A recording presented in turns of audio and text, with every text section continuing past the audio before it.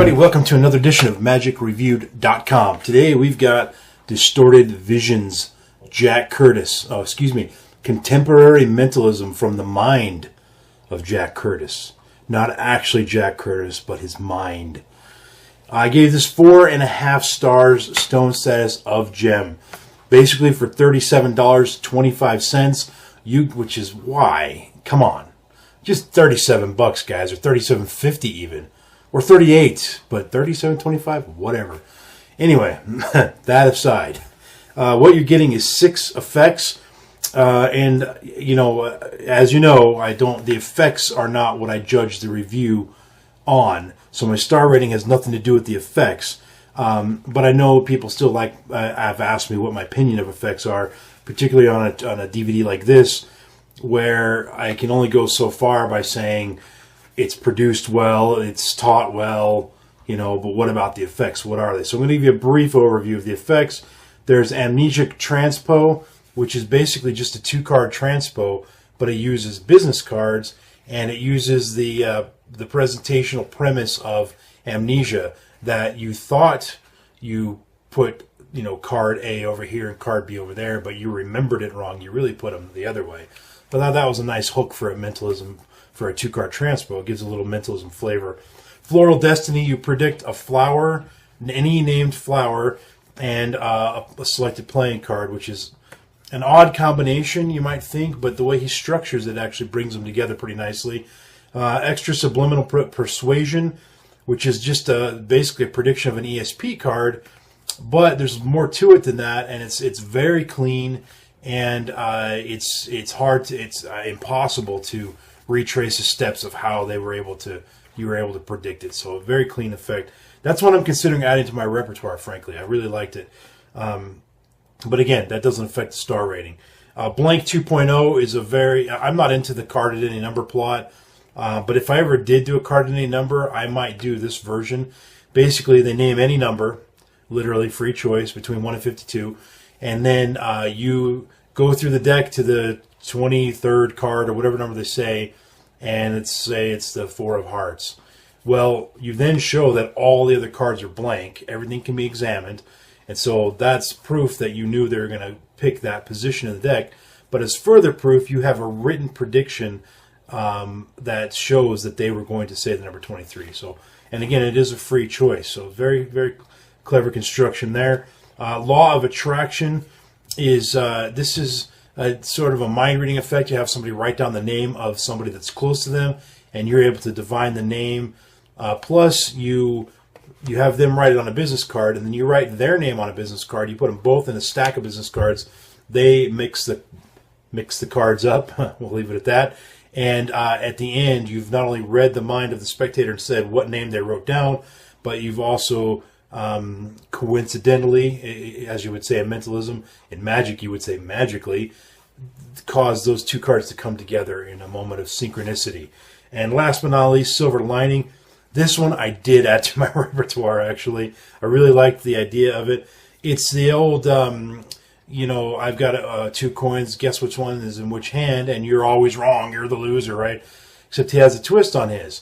I don't know if I want to spoil the twist, because if you watch it, I want you to be as surprised as I was. But let me just say this. He completely predicts the outcome out of 5 times which coins you're going to guess in which hands and so forth.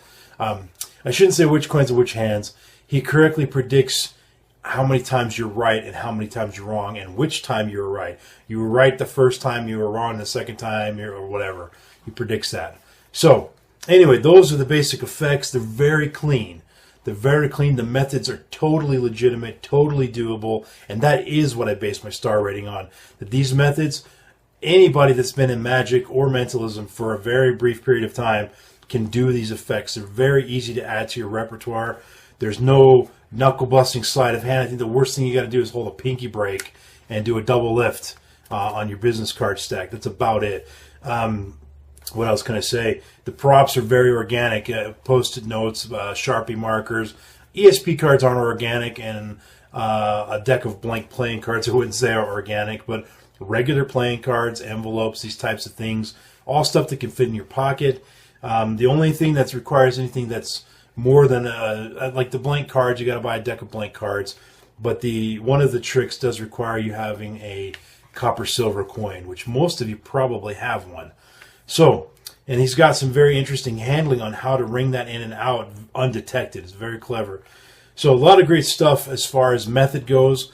I did happen to like most of the effects as well, but the method is where I was very pleased, which is what I rate everything on. The methods are super clean, super easy, super doable, and it all really comes down to your presentational skills. These effects, more than anything, rely on how good your presentational abilities are. There's not a ton of psychological stuff you got to worry about. It's mostly just good scripting, and you can tell that Jack Curtis spends a lot of time thinking about what he's going to say and how he's going to script and routine things. He had there's some bonus material. There's a bonus blooper reel, which it warned, warning foul language or harsh language or something like that. I wanted to just watch it anyway to see, if it was worth mentioning. And yeah, I mean, 2 minutes in, there was like 30 F-bombs. I'm like, that's enough for me.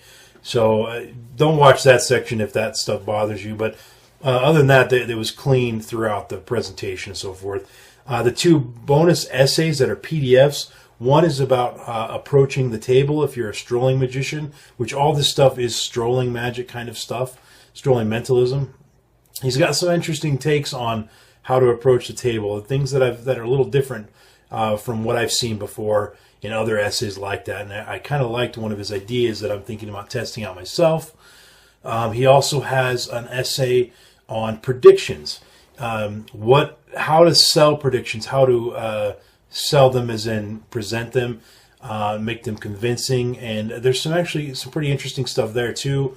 And then last, there's actually sort of an essay/lecture in the bonus section on the DVD where he talks to us a little bit about whether you should or should not use playing cards and mentalism. He has some very interesting points there as well.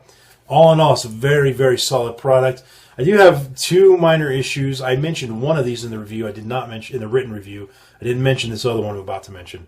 The one that is in the review, the written review, is the price. $37. I mean, it's not horribly steep, but for 6 tricks and no physical prop, just the DVD case, I always compare it to the Amar series that L&L Publishing did. $35. You get Michael Amar, who's very well known, very good teacher. 3 camera angles, studio audience, amazing editing, all this stuff. Plus, you got 10 tricks, and you typically got either a set of gimmicked cards or some sort of prop that all came with it, all for $35.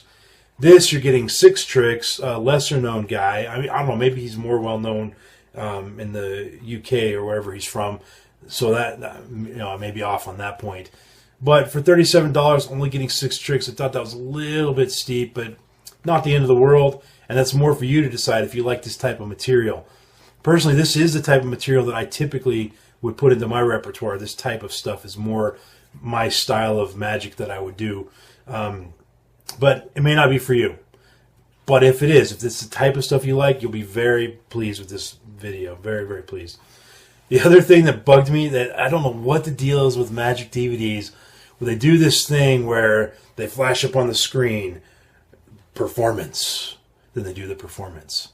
And then after the performance, they flash up on the screen the introduction or something like that. And then they have the guy briefly talking about the effect you just saw. And then they pause and they stare at the camera while it fades to black. And then another thing comes up on the screen and it says the preparation. And so they show you, okay, you're going to need this prop and put this thing in your pocket and do this. Then they stare at the screen while it goes blank again. And then it's the explanation. And then they explain how the thing works. And then they, 10 times throughout the thing, they've stopped, stare at the camera, let it fade to black, have a new title come up. I'm like, for the love of Pete, guys, you wasted about 20 minutes on that crap where you could have just put it all together, shortened the DVD a little bit, made it a little bit easier to watch. That kind of stuff frustrates me, but not enough for me to not recommend this. This is a great DVD with those minor annoyances aside. I highly, highly recommend this. 4.5 stars. Stone status of Gem. Random iTunes song of the moment today is... Oh, can you hear this? Okay. You're not going to believe this one at all. You've never heard this song, I guarantee it. This song is by my good friend and Stone Cold Magic's accountant. That's right, my accountant, Bill Brough. It's called As Long As You Let Me Stay. Bill was in a band back in the 70s, 80s called Ichabod. And I've got quite a few of his songs. He's been finding all these old demo tapes that he's had, and he sent them to me. And there are actually some really good stuff on there. A lot of it's got sort of a country feel to it, a folksy kind of a feel. Some of it's got more of a 70s rock feel to it.